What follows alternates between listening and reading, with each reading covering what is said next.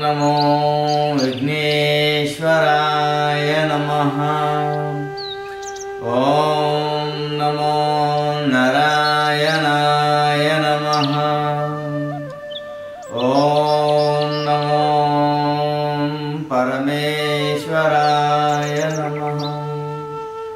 ఓం శాంతి శాంతి శాంతి.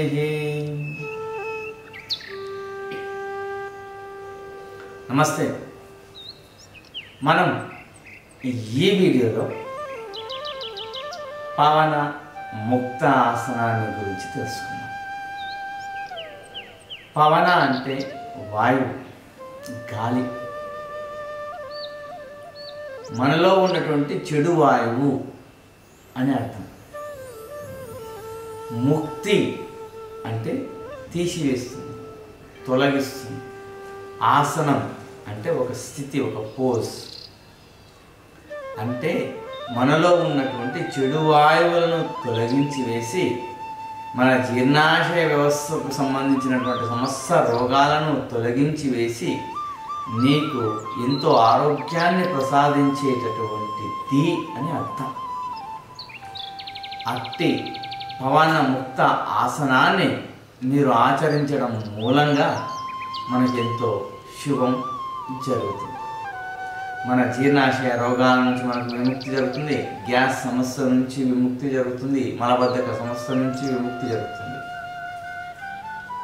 దీనికి సంబంధించినటువంటి శ్వాసకు సంబంధించిన నియమాలు.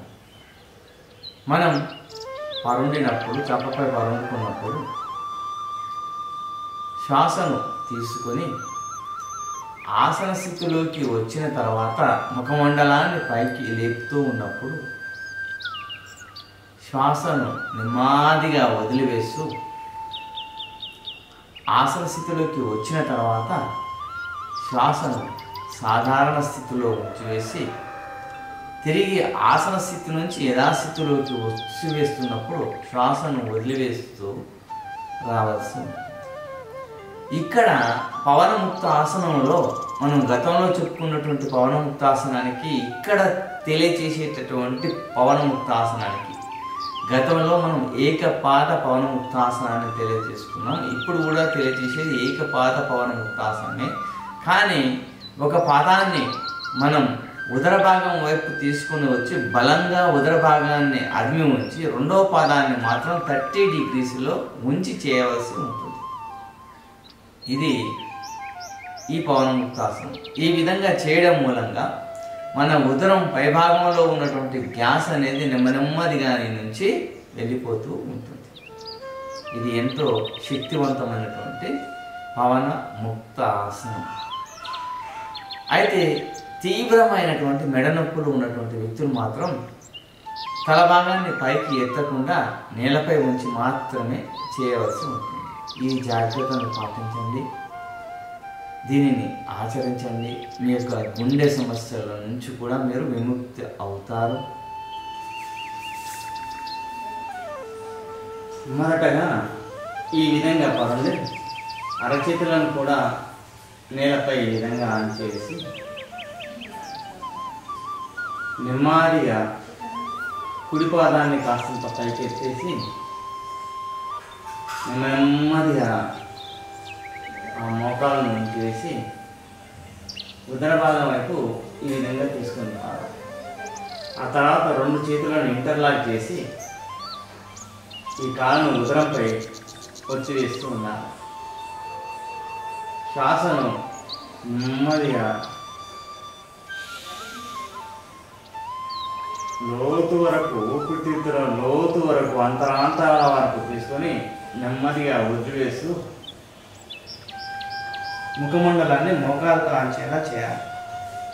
ఆ తర్వాత రెండవ పాదాన్ని కూడా కాస్తంత 30 degrees వరకు భూమిపై నుంచి ఎత్తి ఈ విధంగా ఉంటుంది. ఈ విధంగా ఉండే సందర్భంలో శ్వాసను సాధారణ స్థితిలో ఉంచండి. ఆ తర్వాత నెమ్మదిగా ఆ రెండవ కాలను దించివేస్తూ తల భాగాన్ని నేలపై అంచివేసి శ్వాసను వదిలివేస్తూ నెమ్మదిగా తలభాగాన్ని నేలపై చేస్తూ 2 చేతులను అరచేతులపై ఈ విధంగా ఉంచి కుడి పాదాన్ని కూడా యథాస్థితికి తీసుకున్నాను.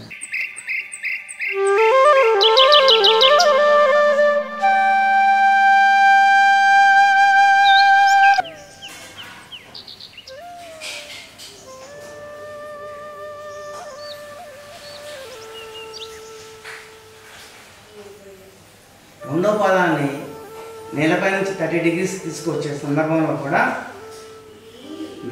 కాలి వేళ్ళను గుంజి ఉంచండి. ఎంత గుంజి ఉంచితే అంత లాభం.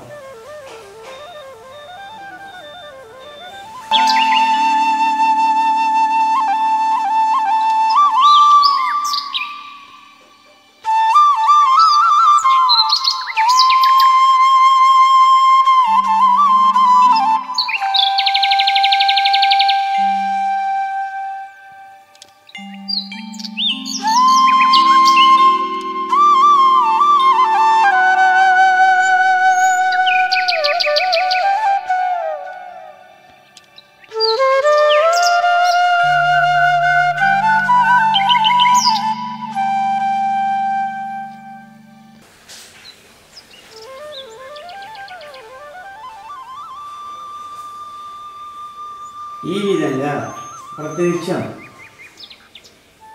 3 నుంచి 6 రోజుల వరకు చేస్తూ ఉండండి. ఆ తర్వాత ఈ ఆసన స్థితి నుంచి నెమ్మదిగా లేచేటప్పుడు ఎడమవైపు మరలి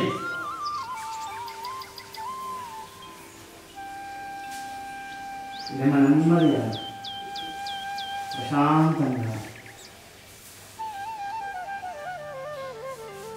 లేచి 2 అరచేతులను ఒకదానితో ఒకటి రాపిడి జరిపి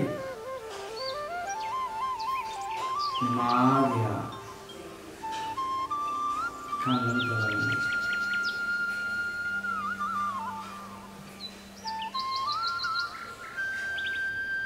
ఒక వాస్తవాన్ని ఎప్పుడూ గుర్తుంచుకోండి. సంవత్సరాలు మారినంత మాత్రాన మన జీవితం ఎన్నడూ మారదు. మన జీవితాన్ని మార్చుకోవాల్సింది మనమే. మన జీవితం మారేది మనం ఆరోగ్యంగా ఉన్నప్పుడు మాత్రమే. సంపూర్ణ ఆరోగ్యంతో మనం జీవిస్తేనే మన జీవితం మారినట్టు.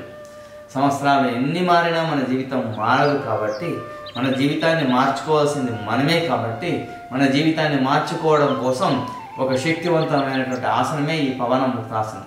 మనకు మన ప్రాచీనులు ఇచ్చినటువంటి ఈ పవన ముక్తాసనాన్ని మనం ప్రతినిత్యం ఆచరించి ఆ విధంగా ఆచరించడం మూలంగా మనం గ్యాస్ సమస్య నుంచి, జీర్ణాశయ సమస్య నుంచి, మలబద్ధక సమస్య నుంచి విముక్తి పొంది, గుండె సమస్యల నుంచి విముక్తి పొంది మన భవితరాలను కూడా అలాగే చేద్దాం. ఇది ఒక కంకణంగా కట్టుకో. అప్పుడే నీకు నూతన సంవత్సరం. నూతనంగా ఏదో ఒకటి నీ జీవితంలో మారింది. ఎప్పుడు నూతన సంవత్సరం రాదు. తిని తాగి వ్యర్థంగా నీ ఆరోగ్యాన్ని నాశనం చేసుకొని, ధనాన్ని నాశనం చేసుకొని చేసేది ఎన్నడూ నూతన సంవత్సరం కానే కాదు. నూతన సంవత్సరం అంటే నీ జీవితంలో మార్పును సాధించేదే నూతన సంవత్సరం అని గుర్తుంచుకో. అప్పుడే నీ జీవితం మారుతుంది. మన ప్రాచీనులు ఇచ్చినటువంటి ఈ ఆసనాలను ఆచరిద్దాం. మన జీవితాన్ని మనం మార్చుకుందాం. మన జీవితాన్ని మనం నూతనంగా తయారు చేసుకుందాం.